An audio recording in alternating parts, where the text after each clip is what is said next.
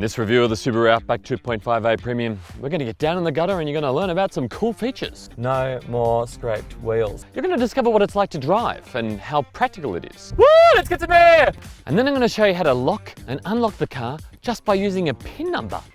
We're locked out, and as you can see, the keys are there on the dashboard. That's right, you're never going to need a key to get into the car again.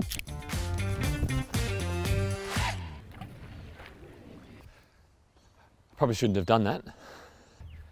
Anyway, before the world went SUV crazy, the Subaru Outback arrived. It first landed in the mid-1990s, and basically, it was an all-wheel drive Liberty wagon, only with tough plastic bits on it, and raised suspension, so you could get a bit adventurous. Paul Hogan even did an ad for it. Some folks think my Subaru Outback here is just for exotic adventures. Truth is, it's good for the everyday stuff too. Crikey, Hogs. And this is the latest version of the Outback. It's the 2.5i Premium, and even after all this time, it still looks like a station wagon with tough bits and heaps of ground clearance. I love the black plastic wheel guards, those chunky side skirts, these oversized fog lights. And then there are these roof racks! So you have the Subaru Forester, which is a mid-sized SUV, and then you've got the XV, which is a small SUV, and then you've got the Outback, which is fairly large and SUV-ish. But that's why I like it. The Outback isn't really an SUV. It's based on a car. It's based on the Liberty. So it handles like a car. It's not all wobbly and tall like a SUV is. But it does have raised suspension, and it does have Subaru's all-wheel drive, which means you can do stuff like this. Woo! Let's get to there!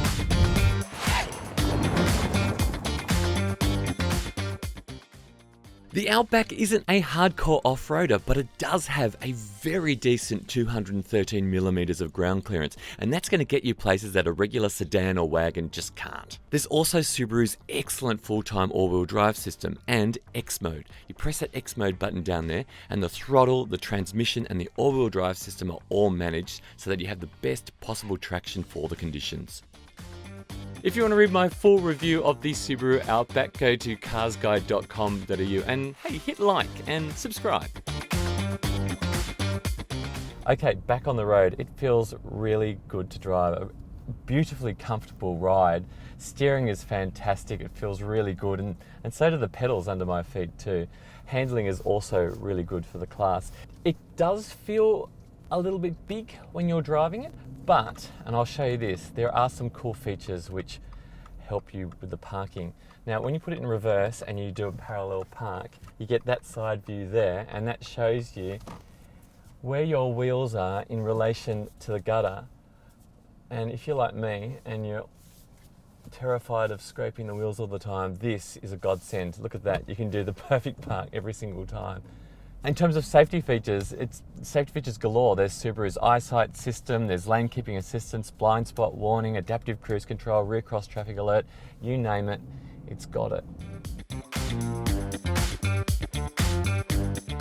Okay, so powering the 2.5i Premium is yep, you guessed it, a 2.5 litre engine. It's a petrol engine and it's a boxer engine, which is why it's got that unmistakable Subaru brrr sound.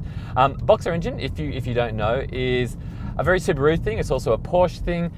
Instead of the pistons punching up and down like that, they actually punch out like a boxer, like that.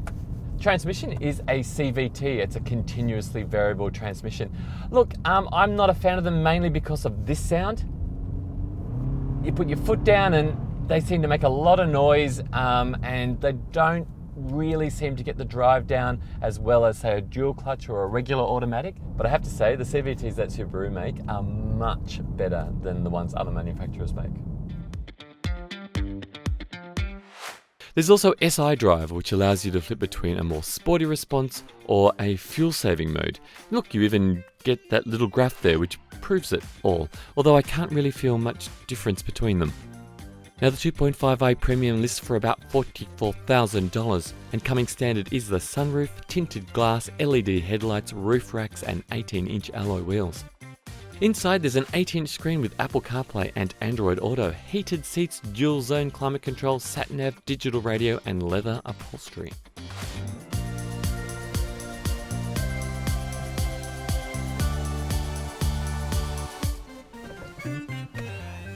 just feels like a really well-built cabin. Every single touch point is soft. It's a sumptuous place to be. Oh, hey, let me show you how to lock and unlock the car without using a key fob.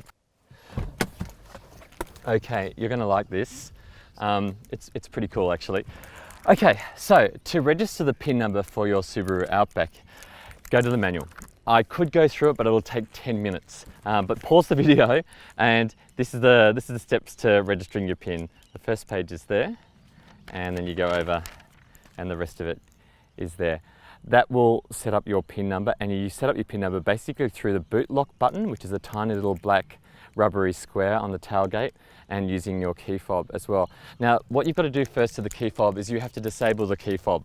So the way you do that is you hold down the lock button, or first of all, you've got to lock the door there, and then you hold down the lock button there and the boot button for 5 seconds.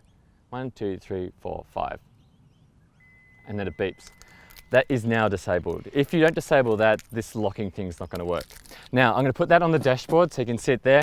Now, I'm going to lock the car. So the way I lock it is by pressing the lock button on the inside of the door, and then by holding the door handle up when I close this door. It's really freaky when this happens because you are locking the keys in the car.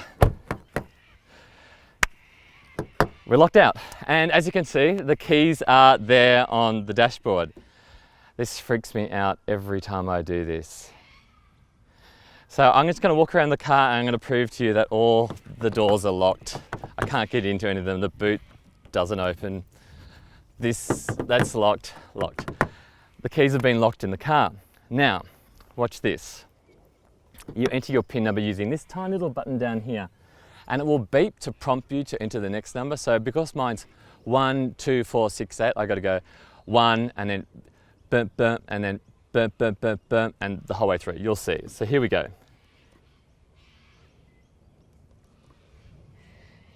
Now 4, 1, 2, 3, 4. Now 6, 1, 2, 3, 4, 5, 6. And now 8, 1, 2, 3, 4, 5, 6, 7, 8. And we're in. I'll show you. Hurrah! It opens. So what that means is really you can go for a swim, leave your keys, don't leave them on the dashboard, chuck them in the center console bin, go for a swim. You don't have to hide your keys in your shoe or something, or dig a hole in the sand. And you can come back and unlock your car without the key fob. It's great. All right, so I don't know how I'm going to top that last act, but let me show you the legroom. That seat's in my driving position, and seriously, I'm 191 centimeters tall. I'm very tall, and I've got that much room. That's excellent, and so is headroom as well. Let me show you the boot. Boot is pretty big as well. Auto power tailgate, and there it is there. And underneath the boot floor is a full-sized alloy wheel too. So there you have it, the Subaru Outback 2.5i Premium. It's the SUV for people who don't want an SUV. It's a wagon that gets a little bit adventurous. Oh, and yeah, don't throw away the key.